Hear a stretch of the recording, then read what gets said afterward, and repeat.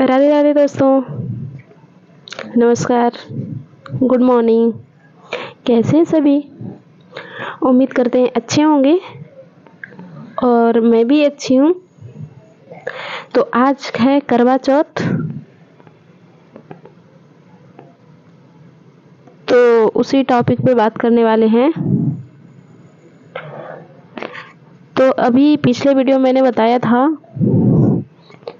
करवा चौथ की सामग्री, पूजन के नियम, विधि। तो आज मैं फिर बताने जा रही हूँ करवा चौथ का कथा कि करवा चौथ क्यों मनाया जाता है, क्या है ऐसा,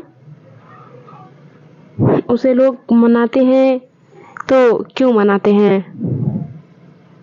तो आइए दोस्तों जान लेते हैं हम कि क्यों मनाया जाता है। और ज़्यादा बात ना करते हुए डायरेक्ट चलते हैं हम उस कहानी की ओर। लास्ट में बात कर लेते हैं। तो हम बताने जा रहे हैं करवा चौथ का कथा। बहुत समय पहले की बात है। एक साहूकार के 7 बेटे और उनकी एक बहन करवा थी। सभी 7 भाई अपनी बहन से बहुत प्यार करते थे, यहाँ तक कि वे पहले उसे खाना खिलाते और बाद में स्वयं खाते थे। एक बार उनकी बहन ससुराल से मायके आई हुई थी। शाम को भाई जब अपना व्यवसाय बंद कर घर आए तो देखा उनकी बहन बहुत व्याकुल थी। सभी भाई खाना खाने बैठे और अपनी बहन से भी खाने का आग्रह करने लगे, लेकिन बहन ने बताया कि उसका आज करवा चौथ का निर्जला व्रत है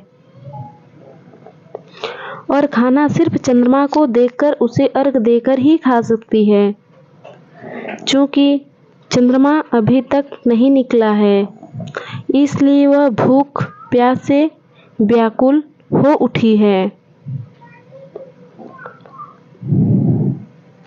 सबसे छोटे भाई को अपनी बहन की हालत देखी नहीं जाती है और वह दूर पीपल के पेड़ पर एक दीपक जलाकर चलने की ओट में रख देता है। दूर से देखने पर वह ऐसा प्रतीत होता है जैसे कि चतुर्थी का चांद उदित हो रहा हो। उसके बाद भाई अपनी बहन को बताता है कि चांद निकल आया है, तुम उसे अर्घ देने के बाद भोजन कर सकती हो। बहन को खुशी के मारे ठिकाना नहीं था और वह सीढ़ियों पर चढ़कर चांद को देखने लगी। उसे अर्घ देकर खाना खाने बैठ जाती है।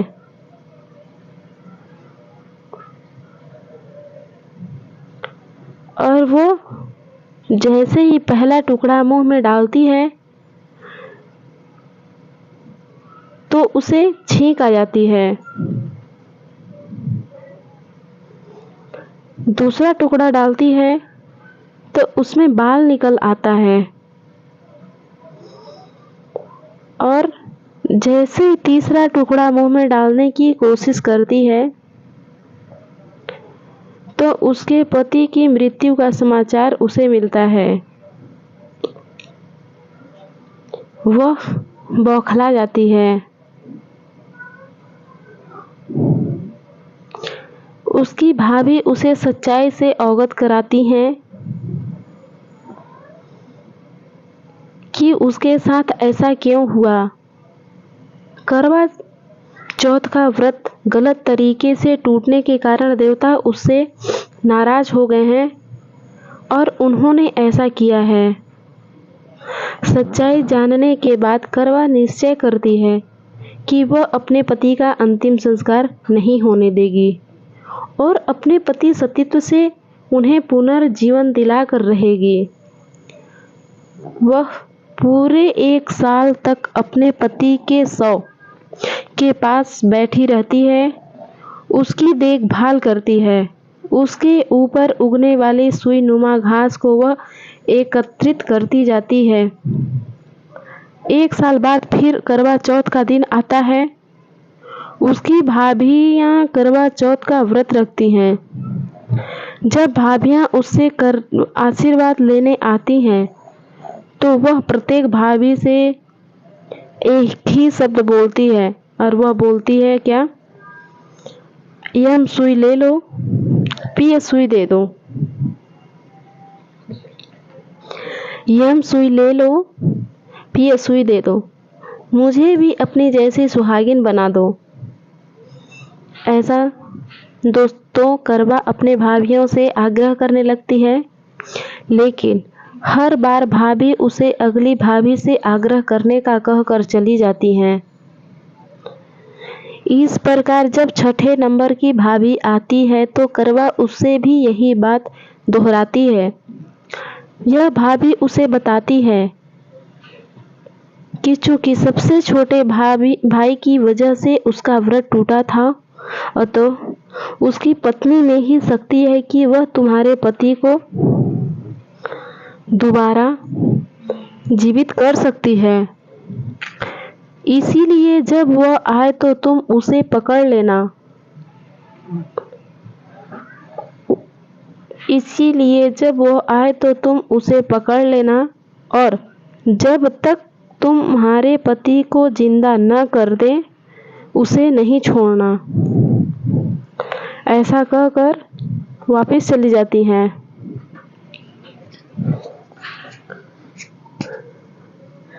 सबसे अंत में छोटी भाभी आती हैं। करवा उनसे भी सुहागिन बनने का आग्रह करती है, लेकिन वह टाल मटोली करने लगती है। इसे देख करवा उन्हें जोर से पकड़ लेती है और अपने सुहाग को जिंदा करने के लिए कहती है। भाभी उससे छुड़ाने के लिए नोचती हैं, खसोटती हैं, लेकिन करवा नहीं छोड़ती है। अंत में उसकी तपस्या को देख भाभी पसीज जाती है और अपने छोटी उंगली को चीरकर उसमें से अमृत उसके पति के मुंह में डाल देती है। और जैसे ही उसके पति के मुंह में अमृत को डालती है, करवा का पति तुरंत श्री गणेश कहता हुआ उठ बैठता है। इस प्रकार प्रभु कृपा से उसकी छोटी भाभी के माध्यम से करवा को अपना सुहाग वापस मिल जाता है।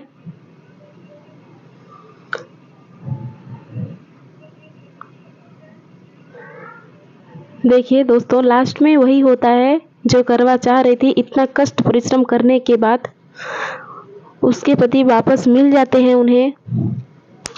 तो हे श्री गणेश, माँ गौरी, जिस प्रकार करवा को चिर सुहागन का वरदान आपसे मिला है, वैसा ही सभी सुहागिन महिलाओं को मिले।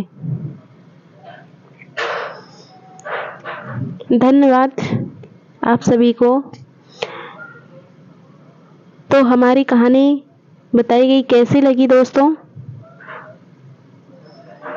वैसे आज व्रत भी कौन कौन है कमेंट सेक्शन में जरूर बताइएगा।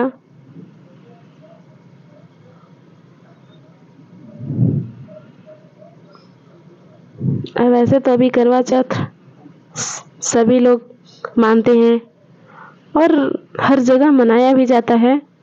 अभी से 5 साल पीछे चले जाएंगे तो उस टाइम पर लोग नहीं जानते थे।